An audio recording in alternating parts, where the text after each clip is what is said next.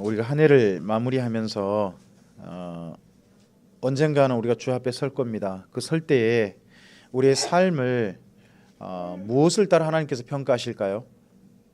저는 그 평가하실 하나님의 기준을 이미 저는 성경 말씀을 통해 주셨다고 믿습니다. 우리가 이 성경 말씀에 기록된 대로 예수님을 믿었느냐, 그걸 살피실 것이고, 또 하나가 그렇게 믿고 난 다음에 주의 말씀을 따라서 그 인생을 살았느냐 하는 것을 우리에게 결국 말씀하실 거라고 생각합니다. 하나님께서는 성경에 말씀하지 않으신 걸까지 우리에게 책임지려고 하지 않으실 겁니다. 이 말씀 속에 담아놓은 정도, 이 정도까지만 너 책임지면 너 인생 잘 산 거다 하는 거라고 저는 생각합니다. 그래서 베드로 사도가 자기 인생을 마감하면서 남겨진 사람들에게 해주는 이 베드로전서 이야기도 우리에게 어떻게 보면 유언이자 우리의 삶을 어떻게 살 것인가, 예수님 안에서 어떤 인생을 누려갈 것인가 하는 좋은 지침이 될 거라고 생각합니다. 베드로 전서를 보시겠습니다. 예수 그리스도의 사도 베드로는 본도, 갈라디아, 갑바도기아, 아시아와 비두니아에 흩어진 나그네 곧 하나님 아버지의 미리 아심을 따라 성령이 거룩하게 하심으로 순종함과 예수 그리스도의 피뿌림을 얻기 위하여 택하심을 받은 자들에게 편지하노니 은혜와 평강이 너희에게 더욱 많을지어다 합니다.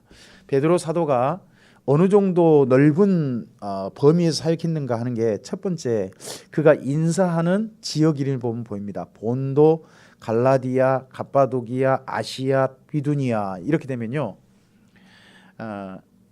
시리아 안디옥 있습니다. 시리아 안디옥, 그 옆에 지역이 갈라디아입니다. 거기서부터 출발해서 그곳에 바울의 고향이기도 하죠. 그리고 그 옆에가 비두니아예요. 그 옆에 아시아고, 아시아 그 옆으로가 유럽이에요. 이제 그리스예요. 그리스에 마게도냐라는 지역이 있죠. 우리 가끔씩 많이 들어보죠. 마게도냐. 그 마게도냐 쪽 위쪽 지역이 폰투스, 본도예요. 근데 그 바울이 사역했던 지역인 마게도냐 지역이라든지 그 밑에 아가야 지역, 그쪽에는 편지를 쓰지 않았어요. 그쪽 부분은. 왜요? 그쪽은 누가 담당하는 거예요? 베드로 사도의 생각에는 그건 바울 영역이다 하니까 그쪽은 안 하는 거예요. 근데 바울이 가지 않았던 지역인 폰투스, 그 이쪽과 그 옆에 지역은 다 다닌 거죠. 그리고 그 지역 사람들한테 보냅니다. 그런데 그들에게 뭐라고 말하느냐? 흩어진 나그네라고 말합니다. 자, 이것이 베드로 사도가 우리 성도들에게 준 소중한 우리 정체성입니다. 우리는 이 땅에 살 때 뭘로 산다? 나그네로 산다 하는 부분을 정확히 합니다. 그리고 그 다음에 우리의 정체성, 나그네는 어떤 사람이냐? 2절을 보면 봅니다. 자, 우리가 주님의 택하심을 받았습니다. 택하심이라는 표현이 중요합니다. 근데 택하심은 뭐를 따라?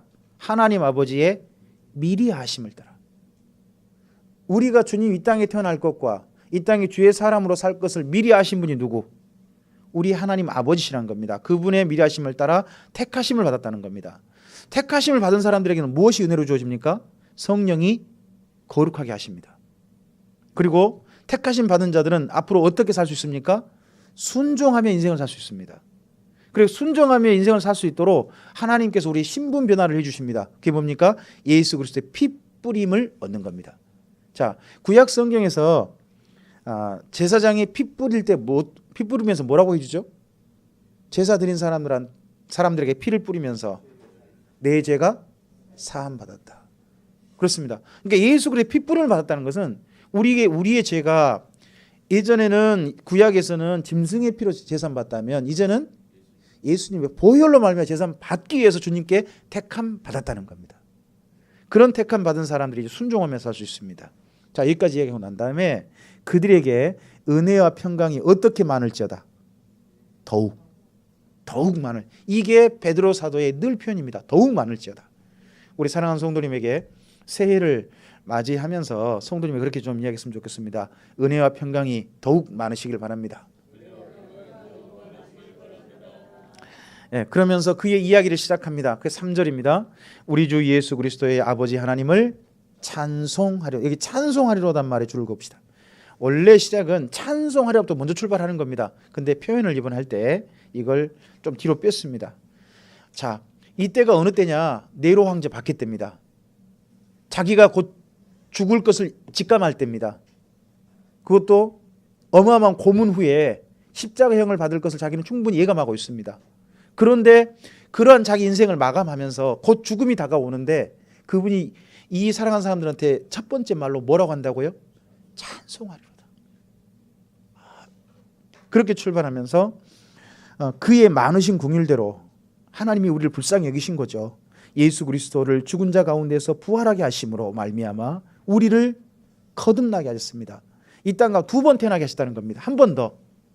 먼저 우리가 누구를 통해 태어났습니까? 부모님을 통해서 이 땅에 태어났습니다. 그런데 한 번 더 누구를 통해서? 예수님을 통해서 우리가 한 번 더 이 땅에 태어났다는 겁니다. 누구로? 하나님의 사람으로. 거듭나게 하사 그 다음요 산 소망 있게 하신. 이게 베드로 사도의 정말 중요한 이야기입니다. 산 소망 줄급시다. 베드로 사도의 가장 소중한 이야기는 뭐냐? 죽음을 지금 앞두고 있거든요. 근데 죽는 것으로 인생 끝장나는 게 아니라는 겁니다. 어떤 분은 그렇게 말합니다. 내가 죽어서 내 인생 이 불행한 거 전부 다 끝장내버리겠다. 아닙니다. 죽음으로 끝나는 게 아니라는 겁니다.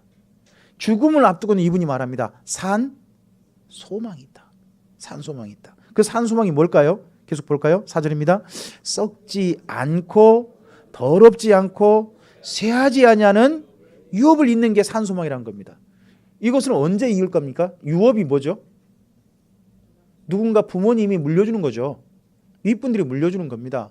물려주는 건데 이 물려주는 것이 썩지 않고 더럽지 않고 쇠하지 않는 거랍니다. 그럼 이 땅에 있는 게 아니죠. 그럼 이건 어디에 있는 겁니까? 하늘에 있는 거잖아요. 그러면 산 소망이 뭡니까?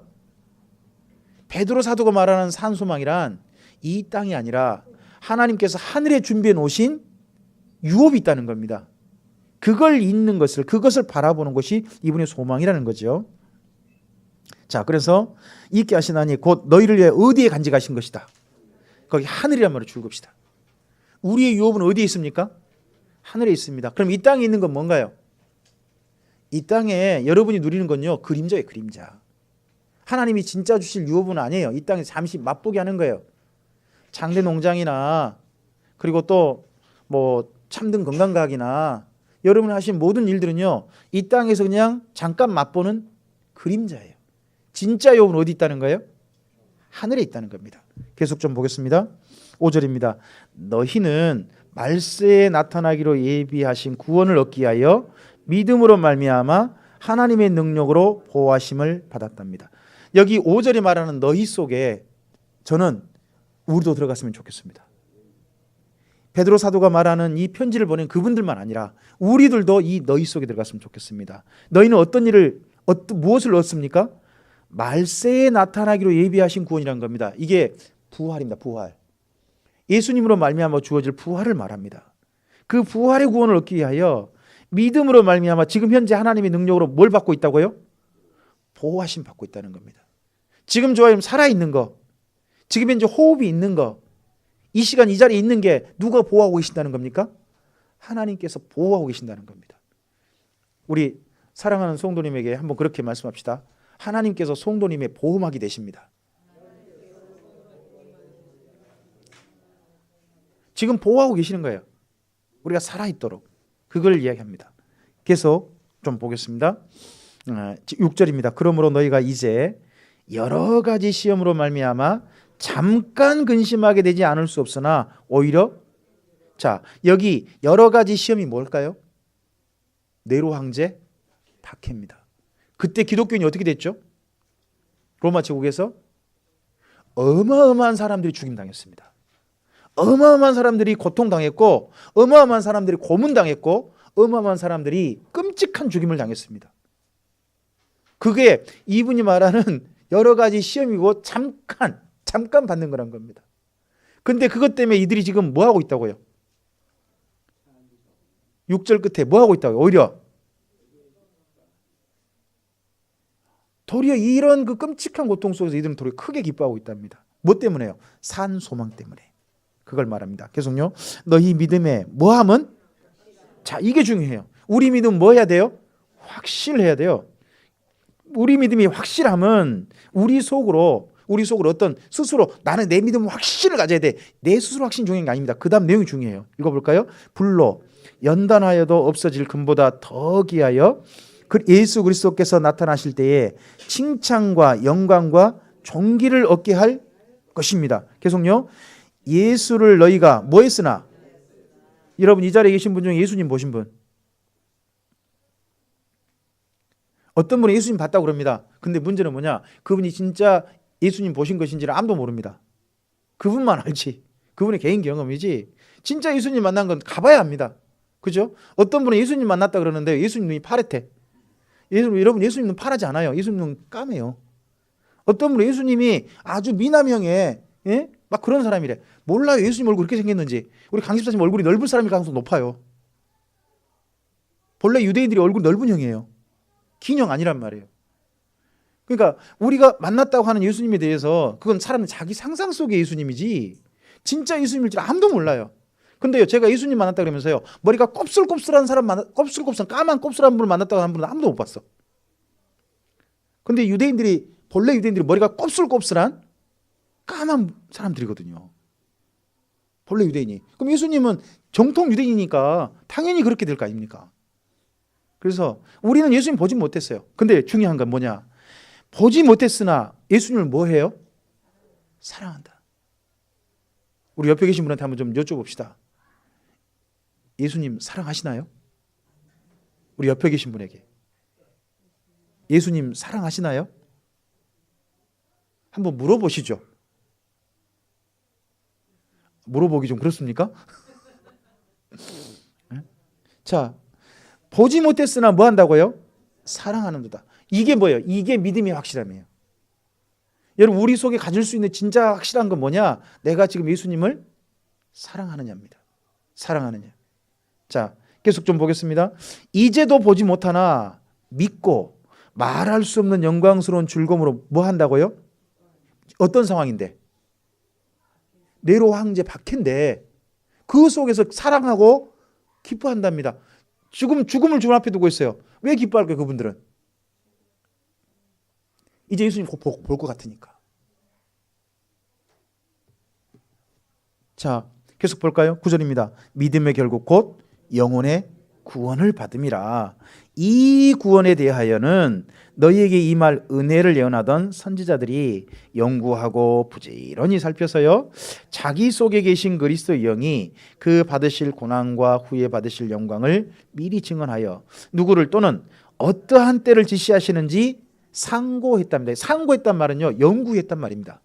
연구했다. 열심히 살펴가지고 연구를 했어요.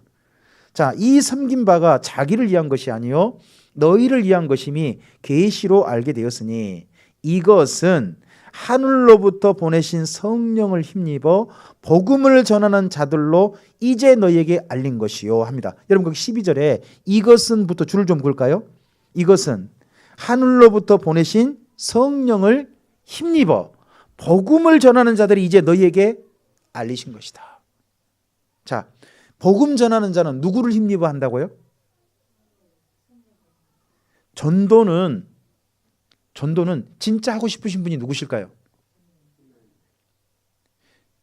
전도의 일을 교회에게 지시하신 분이 누구였죠? 예수님이셨지만 교회에게 지시하신 분. 내가 너희에게 지시할 일을 위해서 따로 바나바와 바울을 세우라 하셨던 분이 누굽니까? 성령님이십니다. 그래서 교회 가운데 임재 계신 성령님께서 정말 성도들을 통해서 하고 싶으신 일이 뭔가요? 복음을 전하는 일입니다. 주의 복음을 전하는 일을 이 성령님이 하고 싶으신 거예요. 그러므로 주의 복음을 전하고자 하는 사람에게요 누가 도와주실까요? 성령님이 도와주시는 겁니다.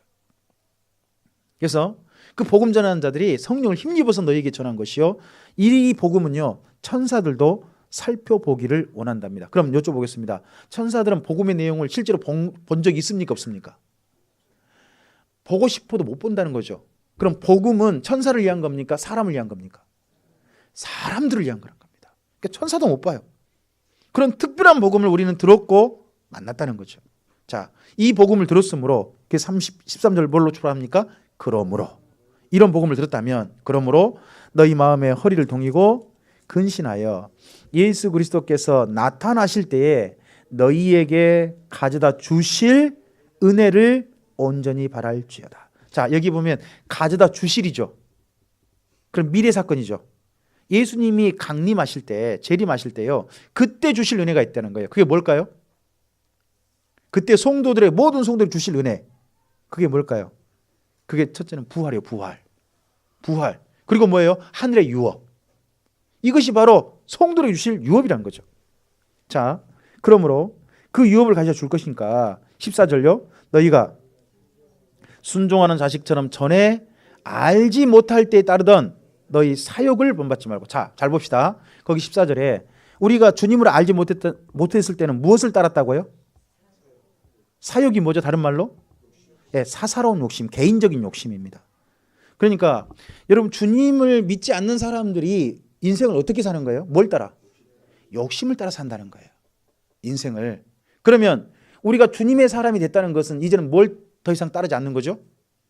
욕심을 따라 인생을 살지 않는다는 거죠. 욕심을 따라 산다면 아직도 그 사람은 예수님 믿지 않는 사람일 가능성이 더 높아요. 자, 욕심을 따르지 않고 계속요. 그 다음요, 오직 너희를 부르신 거룩한 이처럼 너희도 모든 행실에 어떤 자가 되라? 거룩한 자가 되라. 기록되었을 때 내가 거룩하니 너희도 거룩할지어다 하셨느니라. 이런 말씀 들으면요, 우리는 너무너무 무거워요. 우리가 어떻게 예수님처럼 거룩하게 된대? 그래요. 근데 그 다음 말씀 읽어보면 어떻게 하는 게 거룩한지가 보여져요. 계속 볼까요? 외모로 보시지 않고 너희 각 사람의 멋대로. 자, 보세요. 멋대로 심판하신다고요? 그러면 나중에 주 앞에 섰을 때요, 우리가 어떻게 예수님 믿고 난 다음에 어떻게 살았는지에 대해서 반드시 하나님 앞에서 뭐 받는다는 이야기죠? 심판 받는다는 거예요. 그 심판이 뭐예요? 저는 이 심판이 하나님 앞에 섰을 때 상의 심판이길 저는 소원합니다. 내가 잘했다 하는 그런 심판이 되죠.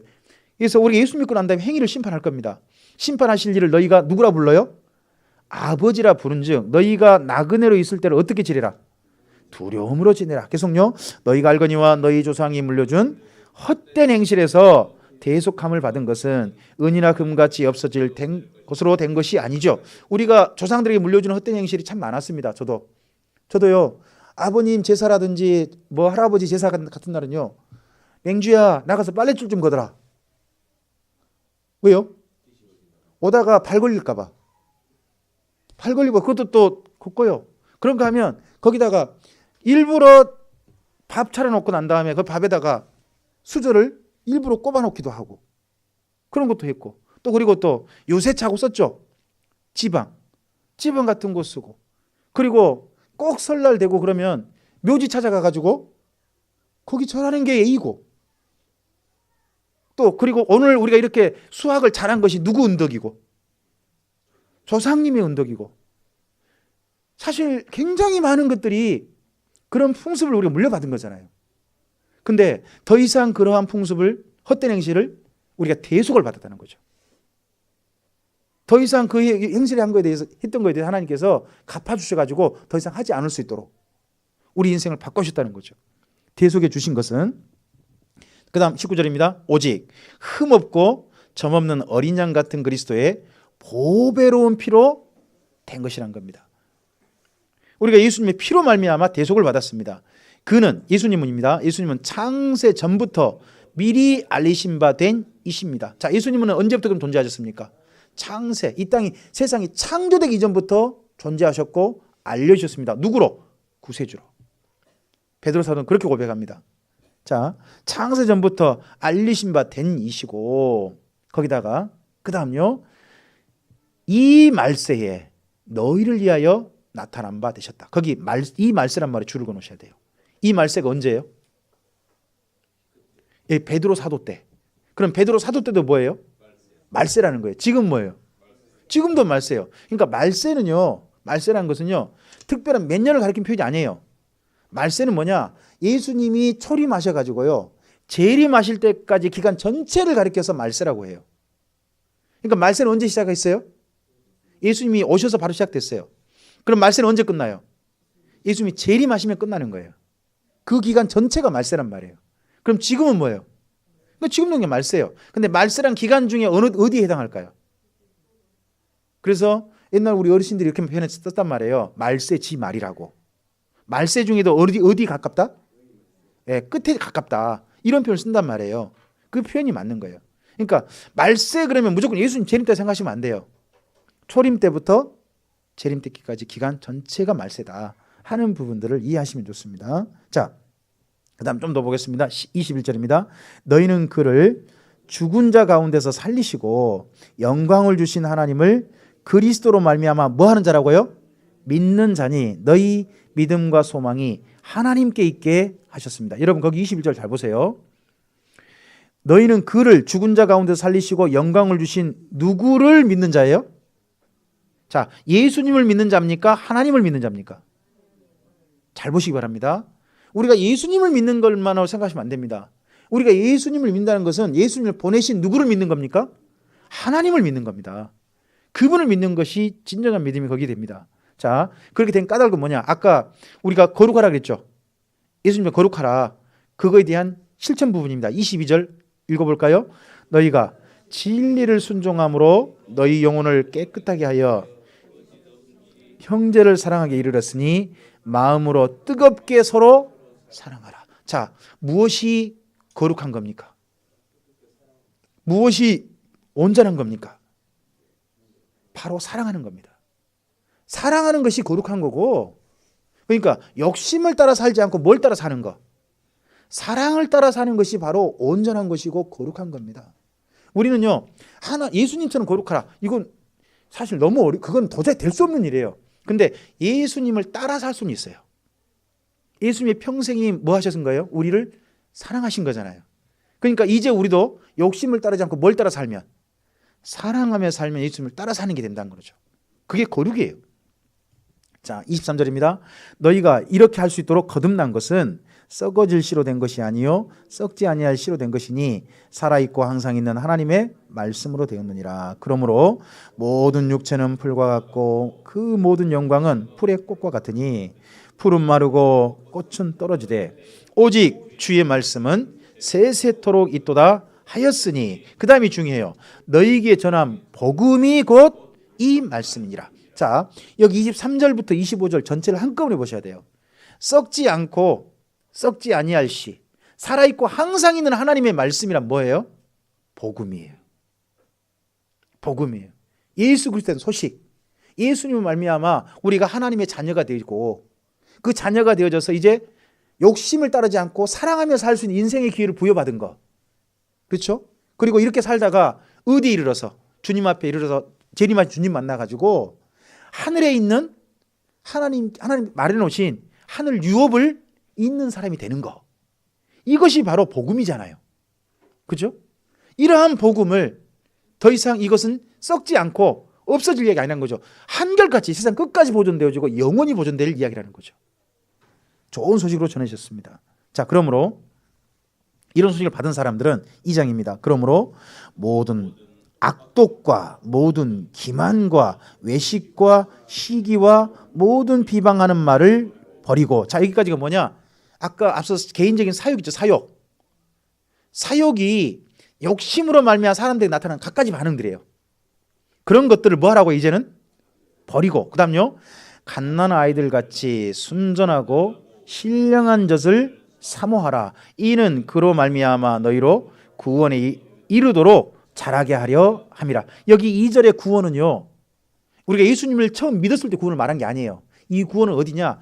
주님의 재림 때 이루어질 구원의 완성을 말한 거예요. 구원의 완성. 그 구원은 어디입니까? 그러니까 우리가 부활하는 그 말, 부활의 주 앞에 서는 그날을 가리키는 거예요. 그날에 이르도록 우리가 자라가야 된다는 거죠. 그러면 우리 예수님 이후에 우리 인생은 뭐 하는 겁니까? 자라가는 인생입니다. 한결같이. 자, 우리 사랑하는 성도님에게 2018년을 축복합시다. 2018년에도 잘 자라가시길 바랍니다. 네. 자, 3절 보시겠습니다. 너희가 주의 인자하심을 맛보았으면 그리하라. 사람에게는 버림받았으나 하나님께는 택하심을 입은 보배로운 산돌이신 예수께 나아가 너희도 산돌같이 신령한 집으로 세워지고 예수 그리스도로 말미암아 하나님이 기쁘게 받으실 신령한 제사를 드릴 거룩한 제사장이 될지니라. 자, 여기에 5절에 신령한 집이란 교회를 말해요. 교회. 예수님의 몸인 교회를 말해요. 신령한 집으로 우리가 지어져 간다는 거죠. 이 이야기를 누가 했죠? 먼저 우리가 예수님 안에서 성전이 되어져 가지고 함께 지어져 간다. 이 이야기를 누가 했어요? 이게 믿음의 선배들 가운데 누가 한 이야기예요? 우리가 예수님 안에서 서로 지체가 되어져 가지고 성령과 함께 연결돼 가지고 함께 성전으로 지어져 가고 있다. 이 이야기를 누가 했죠? 바울이 했는데 그 이야기를 누가 기꺼이 쓰고 있는 거예요, 지금요? 베드로 사도가. 나중에 베드로 사도가 이야기해요. 자기가 특별히 누구 이야기를 열심히 읽었다. 바울의 편지를 다 읽어봤답니다. 너무 좋더라는 겁니다. 그래서 이분이요, 전서도요, 바울 사도가 쓴 형식을 쓰고 있어요. 바울 사도가 먼저 자기가 복음을 말할 때 이론편을 먼저 말하거든요. 그런 다음에 실천편을 말해요. 여기 지금 베드로 전서도 1장과 2장이 교리편, 이론편, 그리고 3장부터 나머지 5장까지가 실천편이에요. 누구처럼 쓰고 있는 거예요, 지금요? 바울처럼. 상당히 바울 영향 많은 게 보여요. 이분이 기꺼이 바울의 좋은 이야기 그거 쓰는 겁니다. 쓴데 자 보세요. 무엇이 신령한 거죠? 5절 6절에 우리가 하나님의 교회로서 해야 될 신령한 일, 그게 뭐예요? 제사예요. 제사. 신령한 제사. 오늘날 우리가 표현해 보세요. 지금 우리가 말하면 예배예요. 그래서요, 정말 우리가 신령한 일이 뭐죠? 예배 드리는 거예요. 베드로 사도가 말할 때 정말 신령한 일은 예배 드리는 거예요. 또 생각을 해보세요. 그때 네로 황제 박해예요. 만약에 교회가 그때 예배 드리다가 발각되면 어떻게 될까요? 다 죽임 당하겠죠. 그런데 그런 순간에도요, 베드로 사도가 이야기하는 거예요. 우리가 그런 죽임 당하는 것 때문에 이런 예배들이 멈춰서는 안 된다. 우리가 해야 될 가장 신령한 일이 어떤 일이다? 주님 앞에 함께 모여서 예배합니다 라고 이야기하고 있는 겁니다. 그래서 2018년 한 해 우리가 꼭 기억해야 됩니다. 무엇던 자가 신령한 자냐? 저는 하나님 앞에 진심으로 정말 온 마음과 그의 진정한 자원함으로 사랑함으로 예배하는 것이 신령한 일 중에 하나라고 저는 생각합니다. 꼭 기억했으면 좋겠습니다. 2018년 우리가 행할 수 있는 신령한 일이 뭐다? 예배함에 있다 하는 것입니다. 자, 6절입니다. 성경에 기록되었을 때 보라, 내가 택한 보배로운 모퉁이 돌을 시온에 두노니 그를 믿는 자는 부끄러움을 당하지 아니하리라 하였으니 그러므로 믿는 너희에게는 보배이나 믿지 아니하는 자에게는 건축자들이 버린 그 돌이 모퉁이의 머릿돌이 되고 또한 부딪히는 돌과 걸려 넘어지게 하는 바위가 되었다 하였느니라. 자, 예수님의 가치가요 달라져요. 똑같은 돌이거든요. 똑같은 돌인데 어떤 사람이 그 돌이 어떻게 보여요? 보배로 보배. 여러분 돌을 보고요, 똑같은 돌인데 어떤 돌을 보고 이 돌이 그냥 돌이다 버린 사람이 있고요, 그 돌을 보고 어머마 이 돌 특별하다, 이 돌 가지고 갔다가는 이 돌이 어마어마한 돈이 되겠다 하고 발견한 사람도 있어요. 얼마 전에 대한민국에 돌덩을 해놔가지고 몇십억 했던 거 기억나세요? 혹시나? 운석. 대한민국 운석 떨어져 가지고요, 사람들 운석들이 한참 난리가 났어요. 진짜 운석은 정말 몇십억 갖는 걸 말해요. 돌인데 그냥 가치를 알아보는 거 아닙니까? 그죠? 그런 것처럼 예수님에 대한 가치도 사람들이 천양지차라는 거예요. 어떤 사람이 아주 보배로운 보석 같은 돌이지만 어떤 사람에게 버릴 돌이에요. 버릴 돌. 뭐하는데 이 돌 가지고 있어요? 귀찮기만 하고. 이런 돌이란 거죠. 우리에게는 예수님은 어떤 돌이 되십니까? 내가 그 무엇과도 바꿀 수 없이 내가 이건 꼭 붙잡아야 내가 진짜 땡 잡은 거다 하는 그런 돌인지, 아니면 가지고 있어봤자 거추장스러운 돌이 되시는 건지 우리 자신에게 한번 생각해 볼 부분이라고 생각합니다. 자, 9절입니다. 그러나 너희는 택하신 족속이요 왕 같은 제사장들이요 거룩한 나라요 그의 소유가 된 백성이니 이는 너희를 어두운 데서 불러내어 그의 기이한 빛에 들어가 계신 이의 아름다운 덕을 선포하게 하려 하심이라. 여러분 여기 9절은 줄을 그어 놓으셔야 돼요. 이 9절은 어마어마하게 중요해요. 베드로 사도가 말하는요, 이게 출애굽기 19장 5절 6절에 대한 해석이에요. 베드로 사도의 출애굽기 19장 5절 6절 해석이거든요. 이 부분은 우리 구약 성경 내내 하나님의 소원 그러면 출애굽기 19장 5절 6절을 기억하거든요. 이스라엘 민족 부른 이유를 하나님의 소유가 되어지고 거룩한 제사장 나라가 되어지고 거룩한 백성이 되는 거, 그걸 이야기하잖아요. 근데 여기 9절을 잘 보세요. 소유, 제사장, 거룩한 백성, 이게 다 담겨 있어요. 담겨 있고 마지막 하는 일도 똑같아요. 이는 너희를 어두운 데 불러낸 이유가 뭐라고요? 그의 기이한 빛에 들어가 하시니 아름다운 덕을 뭐하게 하려고요? 사람들에게 알리게 하려고. 이스라엘 민족을 부르신 이유가 이스라엘 민족 잘 살기만 한 그게 하는 목적이 아닌 거잖아요. 다른 나라도 하나님 품에 들어와서 잘 살도록 하나님의 선전자가 되어달라는 거잖아요. 모델이 되어달라는 거잖아요. 그런 것처럼 우리도 그렇게 불렀다는 거죠. 우리를 통해서 하나님께서 어떤 분인지 잘 알려줄 수 있는 그런 제사장으로, 하나님의 나라로, 하나님의 소유된 백성으로 우리의 삶을 누려가시게 되기를 바랍니다. 자, 그래서 10절에 또 바울 이야기가 아주 이분이 기가 막히게 또 인용을 합니다. 그게 전에는 이제는입니다. 이게 에베소서 2장이 나오거든요. 에베소서 2장에서 바울이 너희가 전에는 이랬지만 이제는 이렇게 됐다 하고 이야기하거든요. 우리의 새롭게 달라졌다고. 근데 그걸 10절 한 절로 이분이 요약해버려요. 보세요. 너희가 전에는 백성이 아니더니 이제는 하나님의 백성이고, 전에는 긍휼을 얻지 못하더니 이제는, 자, 우리가 아직도 전에 있습니까? 이제는에 있습니까? 이제는 안에 있는 우리들이길 바랍니다. 자, 그 다음 볼까요? 사랑하는 자들아, 거류민과 나그네 같은 너희를 권하노니 영혼을 거슬려 싸우는 육체의 정욕을 제어하라. 자, 이 땅을 살면서 뭘 제어하라고요? 육체의 정욕을 다른 말로 표현해 보세요. 욕심. 여기서 사욕이라 했죠. 결국 계속 우리가 싸워야 될, 앞으로 예수님을 믿는 사람으로서 우리가 우리 속에서 스스로 이게 사탄의 우리를 향한 유혹이다 라고 늘 살펴봐야 할 게 뭐라는 거예요? 욕심이라는 거예요. 욕심이다. 그걸 제어하라. 계속요. 너희가 이방인 중에서 행실을 어떻게 가져서? 선하게 가져서요. 너희를 악행한다고 비방하는 자들로 하여금 너희 선한 일을 보고 오시는 날에, 여러분 거기 오시는 날에 줄 그어놓으셔야 돼요.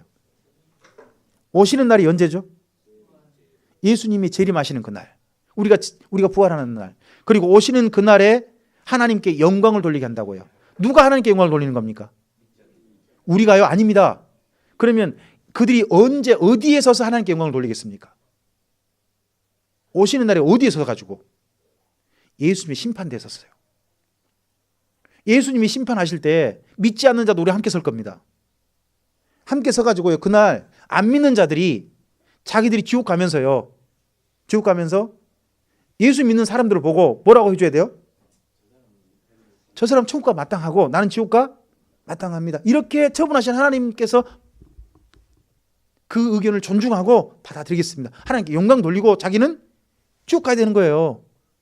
그 정도로 우리가 이 세상 사람들에게, 믿지 않는 사람들과는 다른 탁월한 삶을 살아야 한다는 거죠. 그러려면 뭐 어떻게 살아야 되는 거죠? 딱 한 가지면 돼요. 진짜 어려운 일인데요. 욕심을 따르지 않고 사랑을 따라 사는 거예요. 욕심을 따르지 않고 사랑을 따라 사는 거예요. 이거 정말 쉽지 않습니다. 근데 이렇게 살면 사람들이 압니다. 저 사람 다르다고. 주일날 교회 간다고 다른 거 아닙니다. 교회 가도 120억 갖다가 어디 꼼쳐나가지고 비자금은 꼼쳐놓은 사람도 있고요. 그러니까 온 국민이 폴란다스다 이렇게 하고 있지 않습니까? 하여튼 그런 데 사람도 있고, 어떤 사람은 자기 욕심을 따라서 뭐 판에게 복 받다고 하는데 사실은 부동산 투기가 복을 받았다 그러고 그런단 말입니다. 욕심이 얼마나 많은 걸 이룬지 모릅니다. 욕심을 따라가는 성도는 그는 성도라는 이름만 있었지 사실은 성도가 아닐 수 있습니다. 자, 좀 더 좀 가보겠습니다. 12절, 우리 13절입니다. 인간의 모든 제도를 누구를 위하여? 거기 주를 위하여 줄을 그어놓으셔야 돼요. 이 땅에 있는 모든 제도는 누구를 위하여? 주를 위하여 순종하라. 자, 이게 베드로 사도가 특별히 조금 좀 바울 사도 이야기를 약간 오해할 수 있거든요. 바울 사도가 로마서에서 이 땅의 모든 제도는 순복해라라고 했거든요. 세상의 권세에게 순복해라. 근데 그 말이 그 다음 읽어보면 바울 사도 똑같이 말한 거예요. 주를 위해서 순복해라 하는 건데 사람들이 좀 오해할 수 있잖아요. 지금도 많은 목사님 어떻게 보면 그 오해한 이야기 비슷하게 할 수 있어요. 위에 있는 권세는 무조건 뭐해라? 무조건 복종해라. 그런 말을 하잖아요. 그 말 잘못된 말이에요. 그럼 다르게 생각해 보세요. 히틀러가 세계 전쟁을 일으킨다. 배틀 그 독일 군인 독일 모든 군대여 일어나라 하는 말에 대해서 그리스도인들이 일어나야 됩니까? 저항해야 됩니까? 나쁜 일에 함께하는 것은요 위에 권세를 할지라도 그건 그리스도인이 해야 될 일이 아니라는 겁니다. 성경을 잘 보셔야 돼요. 그러니까 그리스도를 위하여 위에 있는 권세입니다. 그래서 우리가요 이 제도 가운데서 마땅히 착한 일 해가지고 상 받을 일이 있죠. 그런 일에는 마땅히 우리가 순복해야 됩니다. 그리고 우리가요 다른 사람과 정한 규칙이 있잖아요. 규칙 같은 건 잘 지켜줘야 됩니다. 내가 규칙 안 지켜가지고 벌금 나오면요 잘 물면 돼요. 규칙 안 지키잖아요. 저도 불법 유턴해가지고 얼마 전 벌금 물었어요. 여러분 그건 잘못한 거잖아요. 서로 약속한 건데 그죠? 그죠? 그런 것은 우리가 마땅히 지켜야 되는 거예요. 자, 주를 위해서 순종하되 혹 위에 있는 왕이나 혹 그가 악행하는 자를 징벌하고 누구를 포상하게 하여? 이게 중요해요. 그러니까 주를 위해 순종하는 게 어디에 보이죠? 선행을 하는 자를 포상하게 하여 보낸 총독에게 하라. 그러니까 착한 일, 제도 가운데 있는 착한 일에 너희가 순종이라는 겁니다. 착한 일에 순종이라. 자, 곧 그래서 그 다음 표현 보시면 곧 무엇으로? 선행으로 어리석은 자들의 무식한 말을. 그러니까 우리가 착하게 살면 착하게 산 것 때문에 사람들이 이런 말 합니다. 저 사람 법 없이도 살아. 이 말을 진짜 들을 사람들이 누구라는 겁니까? 예, 저는 송도로 생각합니다. 송도들이 이 말 못 들으면 안 되는 거예요. 또 이러죠. 자, 좀 더 가보겠습니다. 16절입니다. 우리도 자유가 있습니다. 너희는 자유가 있으나 그 자유로 뭘 가리는데? 악을 가리는데. 우리가 가진 자유는요 악한 일을 저지르는데 내가 행한 악한 일을 갖다가 더 감추려고 하는 그런 자유는 아니라는 거죠. 그런 자유는 쓰지 말고 오직 누구와 같이? 하나님의 종과 같이 하라. 하나님의 종은 어떻게 하느냐? 무사람을 공경하며 형제를 사랑하며 하나님을 두려워하며 왕을 존대하는 거란 겁니다. 그러면서 드디어 여기 11절부터가 앞서 11절부터가 실천편이었거든요. 실천편이었는데 이제 구체적으로 표현해 갑니다. 특별히 예수 믿는 사람들 가운데 18절 보면 대부분 그 당시 예수 믿는 사람이 누군가 보입니다. 누구를 말하죠? 사환들아. 그러면 그 당시 예수 믿는 사람들이 다 누구란 이야기죠? 쉽게 말해보세요. 요즘 표현을 해봐요. 그 당시 표현을 해봐요. 노예들아, 노예. 그 당시 많은 예수 믿는 사람들이 노예였다는 이야기입니다.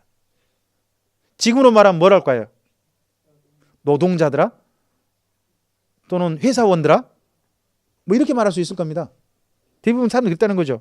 사환들아, 범사에 두려움으로 주인들에게 순종하되 선하고 관용하는 자들에게만 아니라 또한 까다로운 자들에게도 그리하라. 부당하게 고난을 받아도 하나님을 생각함으로 슬픔을 참으면 이는, 그러니까 밑에서 고용돼서 일하다 보면요 또 옛날에 노예로 일하다 보면 얼마나 부당한 일이 많겠어요. 그죠? 근데 그걸 하나님을 위해서 부당한 고난도 참으라는 겁니다. 아름다운 건데. 그 다음 계속요 20절요. 죄가 있어 매를 맞고 참으면 무슨 칭찬이 있으리요. 그러나 선을 행함으로 고난을 받고 참으면 일은 하나님 앞에서 아름다운 것이니라. 21절 잘 보세요. 이를 이하여 너희가 부르심을 받았으니 그리스도도 너희를 위하여 고난을 받으사 너희에게 본을 끼쳐 그 자취를 따라오게 하려 하셨느니라. 자 봅시다. 그럼 우리 성도는 어떤 사람이에요? 왜 부름 받았어요? 뭐 하려고? 이렇게 표현해 볼까요? 착한 일 하다가 고난 받으려고 부름 받았다는 거예요. 그러니까 여기 지금 베드로 사도는 이렇게 말합니다. 고난은 피할 수 없다는 겁니다. 사람들이 고난은 피할 수 없다는 겁니다. 근데 고난은 두 종류라는 겁니다. 하나는 뭡니까? 하나는 자기가 잘못해가지고 오는 고난이 있다는 겁니다. 근데 어떤 고난은요? 착한 일 했는데도 오는 고난이 있다는 겁니다. 그러니까 이러나 저러나 인생에는 뭐가 온다? 고난이 온다는 겁니다. 근데요, 그 고난 중에 우리는 뭘 할 수 있다? 선택할 수 있다는 겁니다. 그래서 우리 고난이 악한 일 해가지고 마땅히 벌받을 그런 고난 받지 말고 차라리 고난 받을 거면 착한 일 하다가 억울하게 고난 받자. 그것이 누구 앞에 아름다운 거다? 하나님 앞에 아름다운 거다라고 이야기하고 있는 겁니다. 자, 계속 보겠습니다. 22절입니다. 그는 죄를 범하지 아니하시고 그 입으로 거짓도 없으시며 욕을 당하시되 맞대어 욕하지 아니하시고 고난을 당하시되 위협하지 아니하시고 오직 공의로 심판하시는 이에게 부탁하시며 친히 나무에 달려 그 몸으로 우리 죄를 담당하셨으니 이는 우리로 죄에 대하여 죽고 의에 대하여 살게 하려 하십니다. 그러므로 이제는요, 더 이상 죄를 따라가는 삶이 아니라 의를 따라가는 삶이 돼야 한다는 거죠. 자, 계속입니다. 그가 채찍에 맞음으로 너희가 나음을 얻었나니 너희가 언제는 전에는 양같이 길을 잃었더니 이제는 너희 영혼의 목자와 감독 되신 이에게 돌아왔습니다. 자, 예수님은 어떤 분이십니까? 우리의 목자가 되시고 감독이 되십니다. 자, 여기 목자는 양을 돌보는 분이잖아요. 또 감독은요, 감독은 일하는 곳에서 그 일하는 모든 사람들을 돌보는 사람들입니다. 결국 주님께서는요, 우리 인생을 돌보시고 우리가 하는 일 속에서 돌봐주시는 분으로 우리와 함께 하실 줄로 믿습니다. 2018년 한 해 먼저는 주님께서 우리 인생의 목자가 되셨으면 좋겠습니다. 그리고 우리가 하는 일에 감독이 되시기를 바랍니다. 우리 사랑하는 성도님에게 그렇게 서로 축복합시다. 2018년 예수님께서 성도님의 목자와 감독이시기를 바랍니다.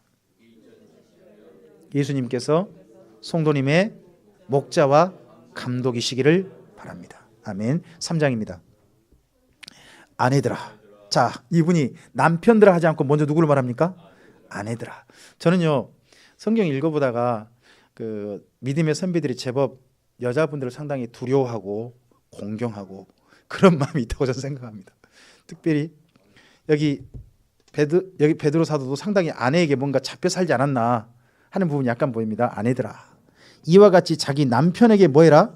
순종해라. 이는 혹 말씀을 순종하지 않는 자라도 말로 말미암지 않고 그 안에 뭘로 말미암아?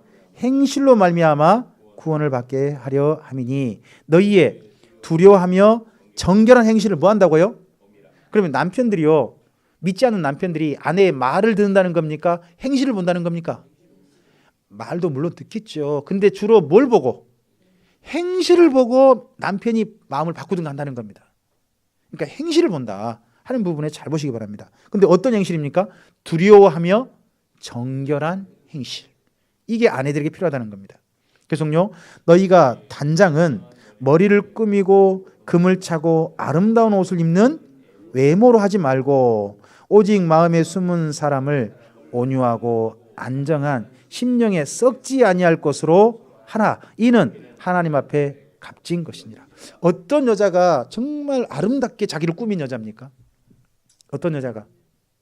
물론 화장을 예쁘게 한 여자도 아름답죠. 근데 어떤 여자가 아름답다고 할 수 있느냐? 하나님 앞에서 그가 보면 행실이, 그의 언행이 그를, 여자를 돋보이게 한다는 겁니다.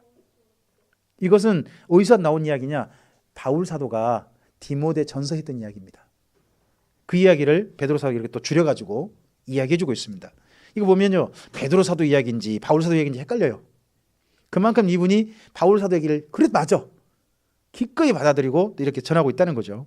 자, 계속 좀 볼까요? 5절입니다. 전에 하나님께 소망을 두었던 거룩한 부녀들도 이와 같이 자기 남편에게 순종함으로 자기를 단장하였나니 사라가 아브라함을 추라칭하여 순종한 같이 너희는 선을 행하고 아무 두려운 일에도 놀라지 아니하면 그의 딸이 된 것이라. 그 누구의 딸이 된다는 거죠? 여기서 누구의 딸이 된다는 거예요? 6절에서는 사라의 딸이 된다는 거죠. 사라와 같은 여자라는 거죠. 그게 될 수 있다는 겁니다. 뭐 하면? 선을 행하고 아무 두려운 일에도 놀라지 않으면. 여기 아무 두려운 일이라는 어떤 일일까요? 네, 그 당시 표현을 해봐요. 어떤 사건? 네로 황제 박해. 세상에 그 네로 황제 박해가 자기에게 다가오고 있는데 그 여인이 그 속에서 척한 일을 계속하면서 두려워하지 않고 있는 거죠. 그걸 누가 본다는 거죠? 남편이 보고 이 아내가 남다르다 한다는 거죠. 자, 계속입니다. 7절. 이분 두 번째, 남편들아 이와 같이 지식을 따라 너희 아내와 동거하고 그를 더 연약한 그릇이요. 잘 보시기 바랍니다. 남자보다 누가 더 연약해요? 이걸 이해하시라는 겁니다. 남자가 좀 더 세다, 좀 더 강하다. 여자는 좀 더 약하다. 그리고 또 생명의 은혜를 어떻게 받을 자? 함께 이어받을 자로 알아 귀히 여기라. 자, 여기 함께 이어받을 자란 표현이요, 재밌는 표현이에요. 이게 함께 멍에를 매는 자거든요. 그러니까 생명이 하나님의 생명이요군요. 남편과 아내가 함께 만나는 거예요. 그리고 신앙은요. 남편과 아내 사이가 동역이 돼야 돼요. 이게 가장 아름다운 거예요. 자, 귀히 여기라. 이는 너희 기도가 막히지 아니하게 하려 함이라. 그래서 남편 기도가 막히는 건 누구 때문이란 겁니까? 누구랑 관계가 흐트러졌을 때. 아내와 관계가 나쁘면 남편 기도 안 한다는 겁니다. 그리고 잘 보시기 바랍니다. 기도를 남자 보고 하라 그럽니까? 여자 보고 하라 그럽니까? 여자에게는 행실을 말하죠. 선한 행실. 기도는 누구한테 지금 말하고 있습니까? 실제로 보니까 남편이자 남자. 그래서 오늘 저녁에 우리 가장들께서 가족을 위해서 기도하실 겁니다. 기도는 원래 남자들이 하라고 되어 있습니다. 책임지고. 자, 그리고 8절입니다. 마지막으로 말하노니. 이런 표현도요. 바울사도가 잘 쓴 표현입니다. 바울사도가 이게 원래는 이렇게 되어 있으면 끝으로 말하노니 이렇게 돼야 되거든요. 근데 이번 성경이 마지막으로 이렇게 되놨습니다. 너희가 다 마음을 같이하여 동정하며 형제를 사랑하며 불쌍히 여기며 겸손하며 악을 악으로 욕을 욕으로 갚지 말고 도리어 복을 빌라. 이 일을 위하여 너희가 부르심을 받았으니 이는 복을 이어받게 하려 하심이라. 여러분, 우리는 복을 이어받을 사람들입니다. 그러므로 악한 일에 대해서 악으로 갚으면 안 됩니다. 그리고 욕을 욕으로 갚지 말고 그런 사람들 도리어 뭘 빌어줘야 한다는 겁니까? 이게 쉽지 않습니다. 그죠? 근데 그럴 수 있어야 한다는 겁니다. 이거에 대해서 예수님 어떻게 표현했습니까? 예수님 이렇게 표현했습니다. 예수님은 너희가 전도 가다 보면 어떤 집 만나면 그 집이 가장 먼저 뭘 빌어라? 그 집에 평안을 빌어라. 그 평안이 그 집에 합당하면 그 집에 임할 것이고 합당하지 않으면 너 날아올 때 발에 먼지를 털어버려라. 그러면 그 빈 평안이 누구한테 돌아올 것이다? 너한테 돌아올 것이다. 그러므로 우리의 입술의 말은요. 사람들 향해서요. 저주하는 말이 아니라 그에게 복을 빌어주는 말이 합니다. 그 복이 그 사람이 합당하면 그 사람이 임할 것이고 합당하지 않으면 누구한테 올 겁니까? 자기한테 올 거니까 굳이 다른 사람한테 악을 악으로 대하지 말라는 겁니다. 이것이 성도가 살아가는 이 땅의 착한 생활의 방법입니다. 자, 계속 볼까요? 10절입니다. 그러므로 생명을 사랑하고 좋은 날 보기를 원하는 자는 뭐를 금하라고요? 잘 보세요. 자, 우리가 이 땅에 살 때 좋은 날 보기를 원하십니까? 그리고 오래 살기를 원하십니까? 그럼 뭘 조심해라? 말을 조심해라. 혀를 금해라.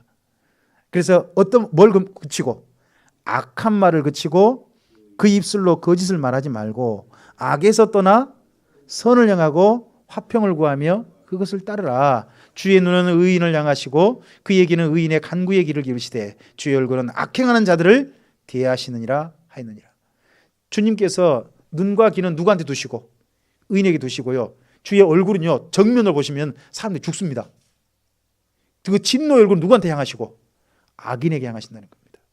하나님께서 우리에게 그의 눈과 귀를 두시는 주님의 의인들로 2018년 우리의 삶이 누려져 가게 되기를 바랍니다. 자, 13절입니다.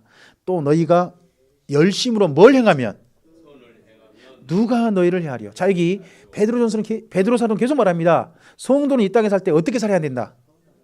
선하게 살아야 된다. 여러분 여기다 팔에다 쓰세요. 요즘 문신하잖아. 그렇잖아요. 여기다 뭐라고 써야 돼요? 그걸 갖다 옛날식으로 표현해봐요. 착하게 살자. 그것도 또 글자를 잘 써야 돼. 착하게 살자. 하여튼 그렇게 하시더라도 그게 중요한 게 아니라 정말 성도는 이 땅 가운데서 선을 행하라 하는 표현으로 계속 되어 있습니다. 선을 행하면 누가 너희를 헤아려. 그러나 선을 행하다 고난받을 수 있다는 겁니다. 그러나 의를 위하여 고난받으면 뭐가 있다? 복이 있나니. 여러분 의를 위하여 고난받으면 복이 있단 말을 누가 하셨죠? 예수님이 하셨습니다. 베드로 사도가 이때 이 말씀을 다시 한번 기억나게 해주는 겁니다. 왜요? 지금 어느 때입니까? 이때가 네로 황제 바뀔 때잖아요. 지금 어떻게 살고 있는데 성도들이 바르게 착하게 이 땅 가운데 저 로마족 해가 되지 않게 살고 있는데 지금 로마의 대화제를 일으키는 주범으로 몰려가지고 억울하게 수많은 그리스도인이 죽임당하고 있는 거예요. 그러할 때 이게 의를 위하여 뭘 받고 있는 거다? 고난 받고 있는 건데 그건 억울한 일이라고 표현하지 않고 뭐라고 표현합니까? 복이 있다. 세상이 이렇게 표현하고 있습니다. 복이 있는 자니 그들이 두려워하는 것을 두려워하지 말며 근심하지 말고. 자, 15절이 중요합니다. 너희 마음속에 그리스도를 주로 삼아 거룩하게 하고. 여러분, 그 당시에 로마 제국의 모든 사람들은 마음속에 누가 주라고 생각할까요? 주, 황제. 근데 나에게 주님은 누구밖에 없다. 여러분, 이렇게 된 것이 마음이 거룩해지는 겁니다. 내 마음의 주인은, 내 인생의 주인은 누구밖에 없으시다. 예수님밖에 없으시다 하는 것이 마음이 거룩해지는 겁니다. 그게 구별되는 거예요. 거룩하게 하고, 마음을 거룩하게 하고. 그리고 그 다음, 너희 속에 있는 소망에 관한 이유를 묻는 자에게는 대답할 것을 항상 준비하되 온유와 두려움으로 하고. 그래서 우리가 뭘 준비해야 됩니까? 항상 당신이 왜 이렇게 사는데요? 그걸 말할 준비가 돼 있다는 겁니다. 다르게 말하면요, 전도할, 예수님을 소개할 준비를 늘 해야 한다는 겁니다. 그렇게 하고, 자, 그 다음요, 선한 양심을 가져라.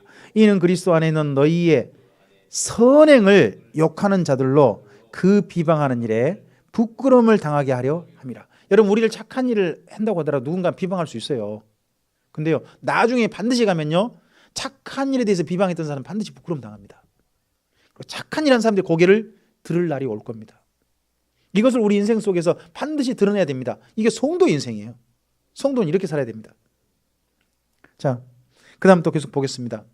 이렇게 해야 되지만 근데도 지금 현재 상황은 전혀 달라요. 그래서 17절, 선을 행함으로 고난을 받는 것이 하나님의 뜻일진데 악을 행함으로 고난받는 것보다 나으니라. 앞에 제가 드린 말씀이죠.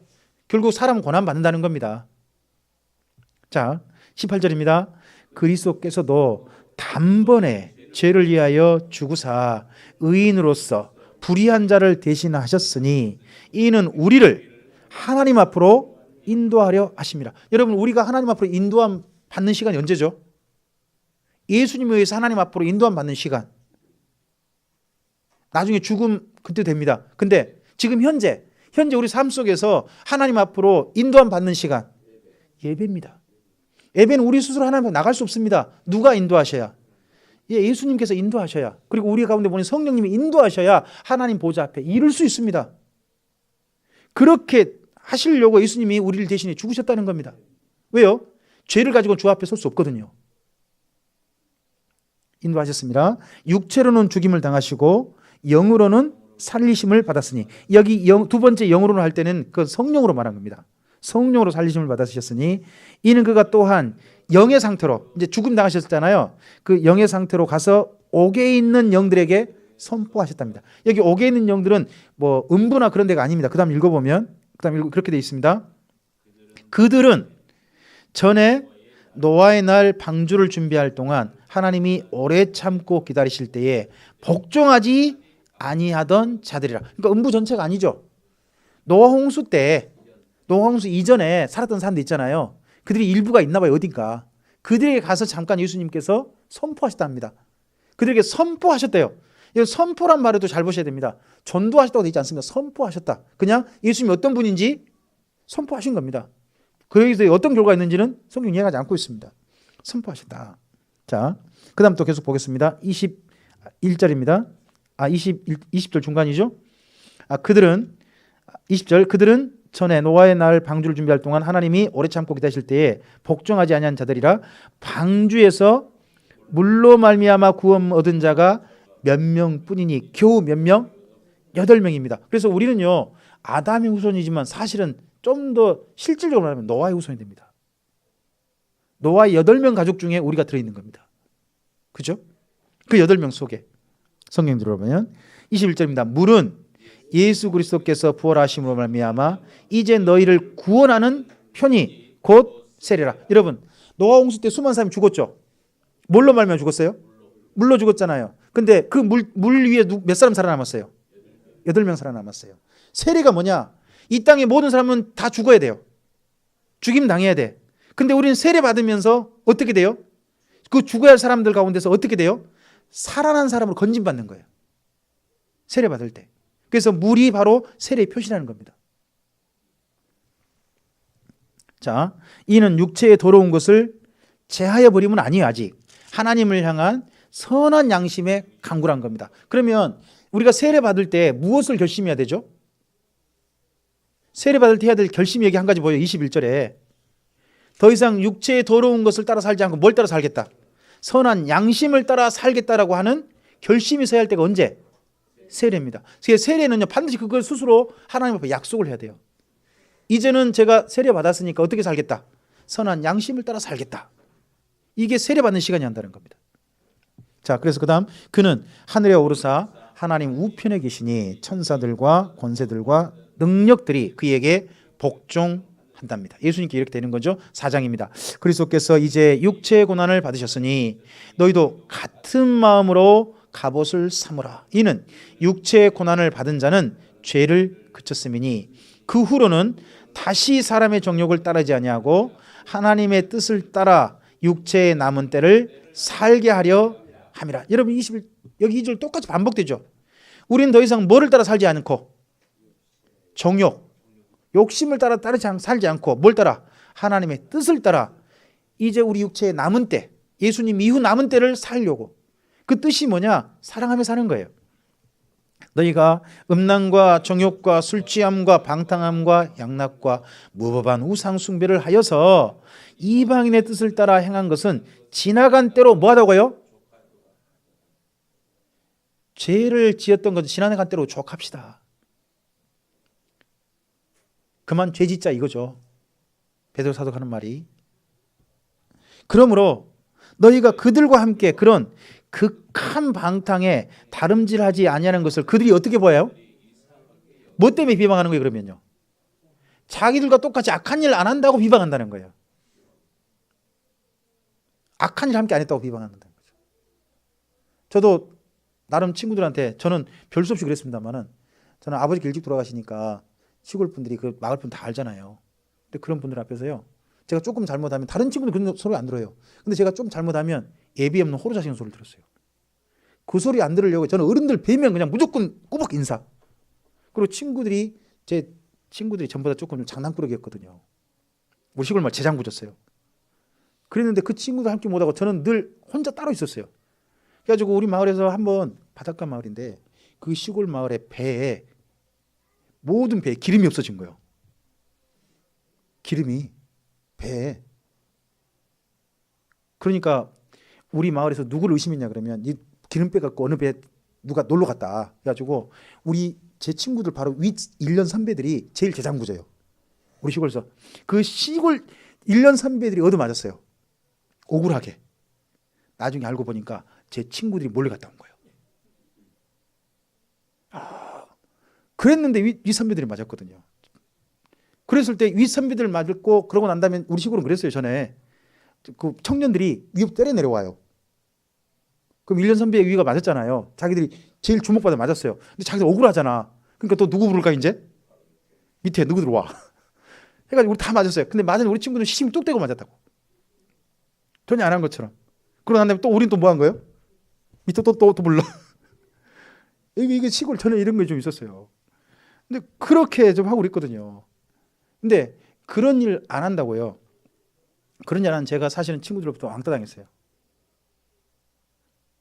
못하니까 이 녀석. 그러니까 애초에 저는 그냥 빼놔요. 그냥 뭔 일, 친구들 어디 놀러 가도록 저는 빼버린다. 아예 그냥 빼고 그랬어요. 이게 별 수 없나 봐요. 저는 제가 그렇게 하고 싶진 않았는데 그런 일을 좀 당해본 적은 있습니다. 이 악한 일 안 하면 비방한다는 거죠. 5절입니다. 그들이 산자와 죽은 자를 심판하기로 예비하신 이에게 사실대로 뭐하리라? 고하리라. 그날 언젠가 주님 앞에 심판됐었을 때요, 우리는 악한 일 했을 때 누구는 안 참여했다고, 저 예수 믿는 사람들은 참여하지 않았다고 사실대로 그들이 이야기해 줄 거란 겁니다. 그럼 우리가 악한 일을 하지 않았던 게 누가 증인 서주는 겁니까? 예수 안 믿는 사람은 그날 우리의 주민이 돼야 됩니다. 그러면 예수 안 믿는 사람은 우리의 두 가지 증인이죠. 베드로 사도가 지금요 어마어마한 이야기를 한 거예요. 앞서서는 뭐의 증인이죠? 우리가 선한 일 했다고 증인 서는 거잖아요. 또 한 가지 뭐 안 했다고 증인 서는 거예요? 악한 일 안 했다고. 여러분, 이런 삶으로 그 당시 초대교회 성도들이 초대받았습니다. 이렇게 거룩한 삶으로. 자, 6절입니다. 이를 위하여 죽은 자들에게도 복음이 전파되었으니 이는 육체로는 사람으로 심판을 받으나 영으로는 하나님을 따라 살게 하려 함이라 합니다. 만물의 마지막이 가까웠으니 그러므로 너희는 정신을 차리고 근신하여 기도하라 합니다. 무엇보다도 뜨겁게 서로 사랑할지니 사랑은 허다한 죄를 덮는답니다. 여기 7절부터는요 교회 생활이에요. 교회 안에서 우리가 기도를 할 때 어떻게 기도해야 돼요? 황홀경에서 기도하라고 하는 게 아니에요. 어떻게? 정신을 차리고 그렇게 기도하라는 겁니다. 그리고 두 번째 교회가 해야 될 일은 뭡니까? 서로 사랑하는 겁니다. 어느 정도로? 그 사랑에 대일 정도로 뜨겁게 서로를 사랑해야 한다는 겁니다. 우리 옆에 사람 손 한번 잡아줘 보세요. 그러면서 말씀합시다. 사랑합니다. 손 좀 잡아주면서 얘기 한번 해볼까요? 사랑합니다.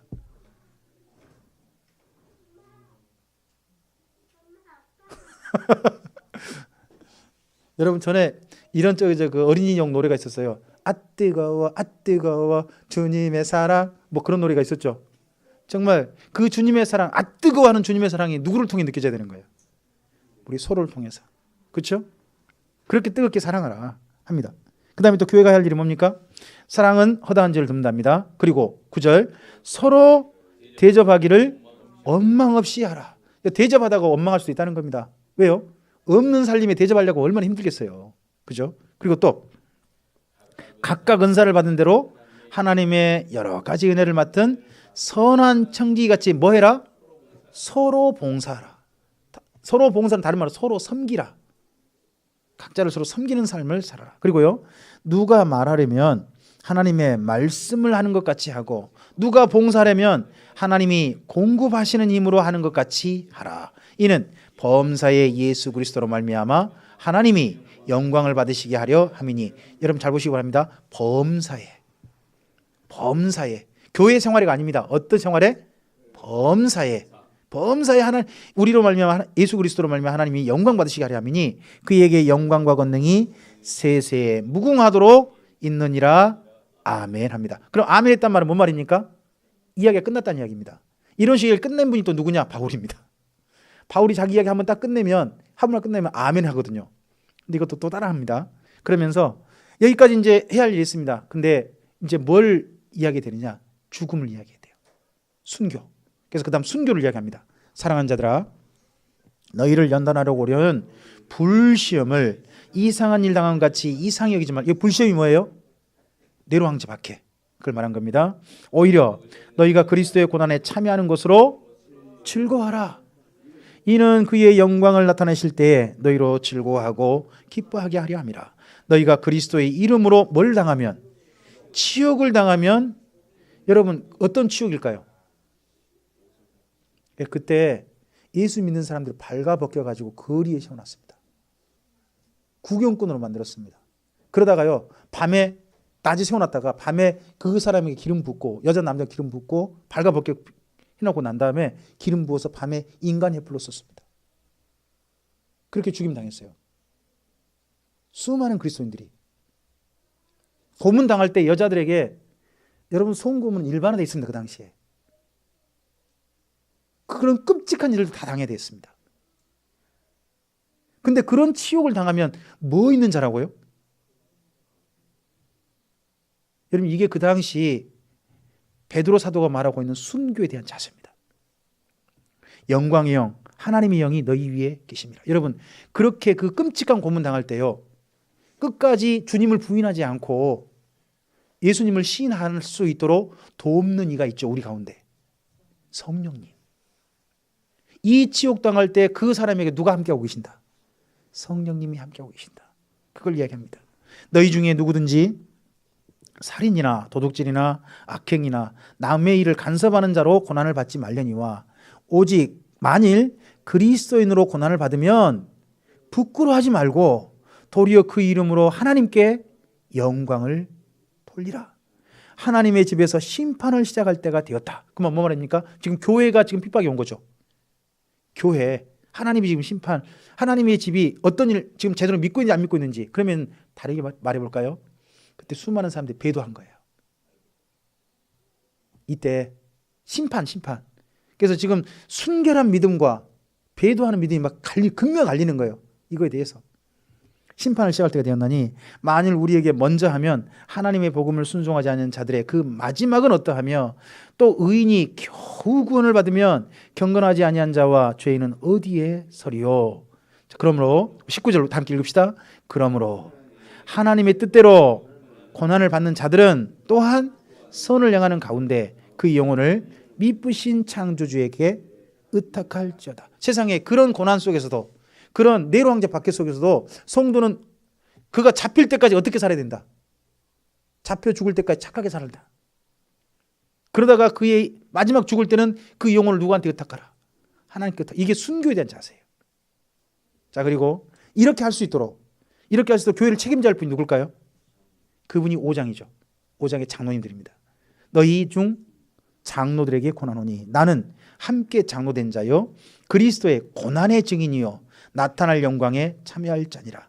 너희 중에 있는 하나님의 양무리를 치되 뭘로 하지 말고, 억지로 하지 말고 하나님 뜻을 따라 뭘로 해라? 자원함으로 하며, 뭐를 따라 하지 말고, 더러운 이득을 위해 하지 말고, 어떻게 해라? 기꺼이 하며, 맡은 자들에게 뭐 하는 자세를 갖지 말고, 주장한 자세를 갖지 말고 뭐 해라? 양무리의 본이 되라. 이게 제게 너무 무거운 짐이에요. 근데 이것이 어떻게 보면 베드로 사도가 말하고 있는 교회를 돌봐야 할 일의 진정한 자세라고 저는 생각합니다. 이건 우리 목회자들이 많이 생각해 봐야 됩니다. 억지로 하면 안 된다. 자원함이 한다. 그리고 하다 보면요, 목회자의 일이 때때로 더러운 이득을 위해 할 때가 있어요. 더러운 이득. 근데 그걸 따라가면 안 된다는 거죠. 더러운 이득이 아니라 기꺼움으로, 즐거움으로 그 일을 해야 된다. 자, 4절입니다. 그리하면, 이렇게 하면 목자장이 나타나실 때 시들지 아니하는 영광의 관을 얻으리라. 그럼 목자장이 누구시죠? 예수님이시죠. 그러므로요, 어떤 목사님에게 목자장 그러면 안 됩니다. 요즘 교회에 그 목장이라고 하는 제도를 가지고 있는 교회들이 제법 있어요. 목장. 그래서 그 작은 그룹들 만들어서 뭘 둬요? 목자를 주죠. 목자. 그럼 목사님은 뭐가 돼요? 목자장을 스스로 되세요. 근데 여기 잘 보세요. 예? 목자장은 누구세요? 세상에, 목사님이 예수님이 가져가야 될 친구를 가져가 버리면 안 되는 거죠. 저는 그래서 교회 그 구역 조직을 갖다가 목장 있지 않습니까? 목장이라는 이름 두는 건 철저 그건 옳지 않다고 생각합니다. 이거 목사님을 꼭 예수님이 위치까지 올라가는 그렇게 만드는 표현을 생각해서 저는 안 좋다고 생각합니다. 자, 그 다음부터 계속 좀 보겠습니다. 5절 계속 보겠습니다. 젊은 자들아, 이와 같이 장로들에게 순종하고 다 서로 겸손으로 허리를 동이라. 하나님은 교만한 자를 대적하시되 겸손한 자들에게 은혜를 주시니라. 그러므로 하나님의 능하신 손 아래에서 겸손하라. 때가 되면 너희를 높이시라. 너희도 언젠간 장로 될 거다 한 겁니다. 그러면 우리 참빛교회 성도들도요, 언젠가는 장로 되시면 좋겠어요.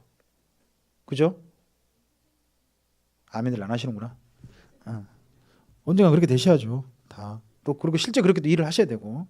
그러면서요, 교회에게 이렇게 말합니다. 7절에 너희 염려를 다 주께 말해. 여기 염려가 뭐예요? 그 당시 돌아가 보세요. 뭐예요? 그렇죠. 이 네로 황제 박해, 이 어마어마한 그게 염려. 우리는 염려를 주께 맡기라 하는데 어떤 염려 맡기려 그래요?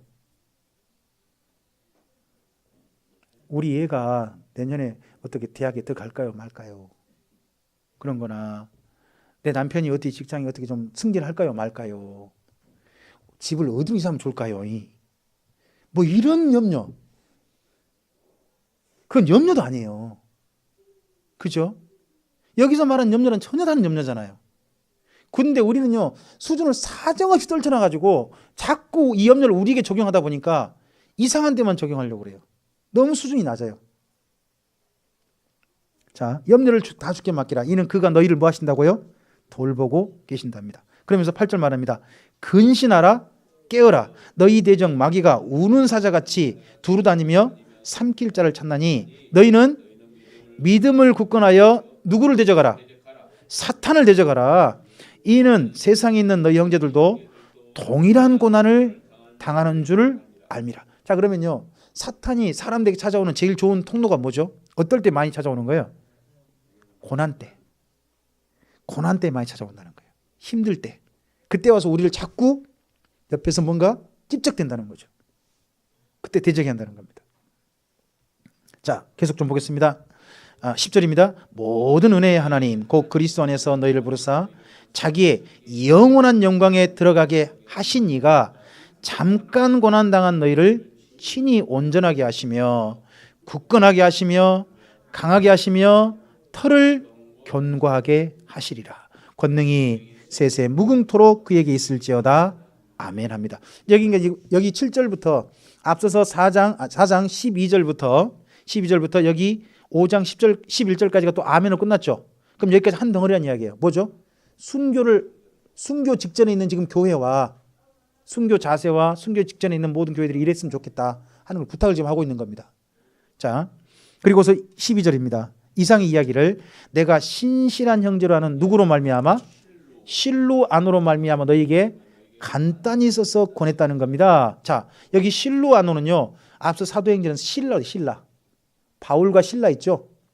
그 빌립보 감옥에 갇혔던 그 신라가 실로 안오가 됩니다. 그럼 이 편지를 써준 분은 누굽니까? 실로 안오가 쓰고 있습니다. 바울은 그럼 베드로는 어떻게 하고 있는 겁니까? 말만 하고 있습니다. 말하고 있고, 그래서 베드로는 말하고 있고 그것을 헬라어로 쓰고 있는 분은 누구고? 실로 안오였습니다. 그리고 또 이분은 여기까지 글을 쓰면서 편지를 쓰면서 어떻게 썼다고 말합니까? 간단히 썼다는 겁니다. 이 간단히 썼다는 말을 잘 쓰는 분이 누굴까요? 이것도 또 바울 사도입니다. 바울 사도가요, 로마서 15장 16장에 쓰면서 뭐라고 어떻게 썼다고 말합니까? 대략 썼다고 합니다. 그리고 히브리서 13장까지 써놓고 뭐라고 합니까? 대강 썼답니다. 여러분, 그러니까 제가 오늘 이 자리에 와가지고요, 히브리 13장 이 자리에서 강좌하자 그래도 여러분 힘들다 그러면 안 됩니다. 대강 한 겁니다. 대강. 그렇죠? 네. 자, 간단히 써서 권하고 이것이 하나님의 참된 은혜임을 증거하노니 너희는 뭐에서라? 이 은혜, 다르게 표현해 볼까요? 이상의 베드로 사도가 지금 베드로 전서 이야기하고 있는 이야기 있죠. 이 이야기에 제발 너희가 마음에 받아 꼭 이 말씀대로 지켜 살아라 하는 부탁인 겁니다. 자, 택하심을 함께 받은 바벨론에 있는 교회가 너희에게 문안하고 내 아들 마가도 그리하니라. 여기 잘 보세요. 마가를 뭐라고 표현합니까? 베드로 사도가 내 아들. 이 마가가 베드로 사도의 통역원입니다. 베드로 사도가요, 유대인만 아니라 이방인에도 복음을 굉장히 전하고 싶어 했습니다. 근데요, 베드로 사도가요, 이방인들에도 말씀 전할 수 있는 특별한 기회를 하나 얻었죠. 자기는 갈릴리 방언을 하는데 베드로 사도의 말이 15개 지역말로 동시 통역되는 거예요. 언제? 오순절 성령 강림 때 사도행전 2장에.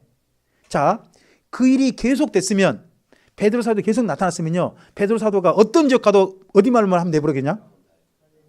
갈릴리 말로 하면 동시 통역돼 가지고 그쪽 지역 말로 들렸을 거란 말이죠. 그랬는데 왜 통역원이 필요해요? 그게 한 번 나타나고 그다음에 안 나타났다는 거예요. 이걸 보고 표적이라고, 표적. 하나님의 일인데 일시적으로 한 번 나타나고 그다음에 지속되지 않는 걸 보고 표적이라고 해요. 지속되는 걸 보고는 은사라고 해요. 은사. 지속되는 것. 두 개가 약간 다릅니다.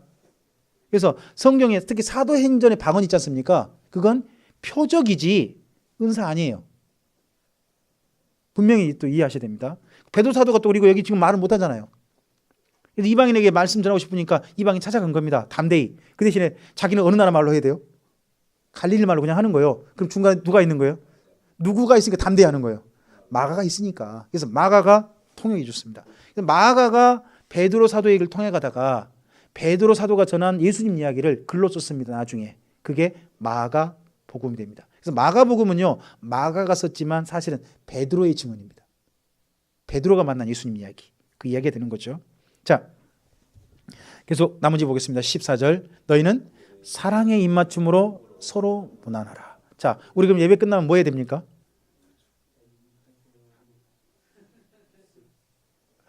우리 교회 이거 실천할까요?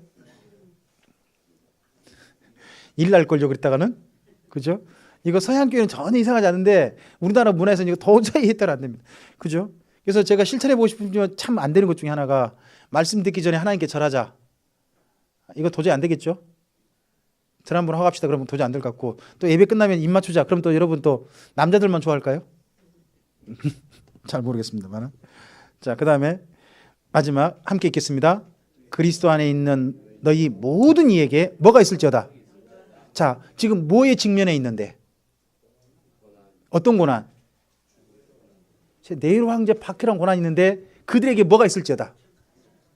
자, 그렇다면 오늘 그런 고난은 있지 않지 않습니까? 물론 전쟁의 휴전 상태입니다. 대한민국이. 그런 속에 있지만 여러분, 지금 우리 지난밤에 지금 이 시간도 밖에서 편히 주무시고 계신 분도 있잖아요. 우리가 강철비를 보고 와도 잠자잖아요. 잘 자잖아요. 그렇죠? 이런 평안이 하나님이 줬잖아요. 그렇지 않아요?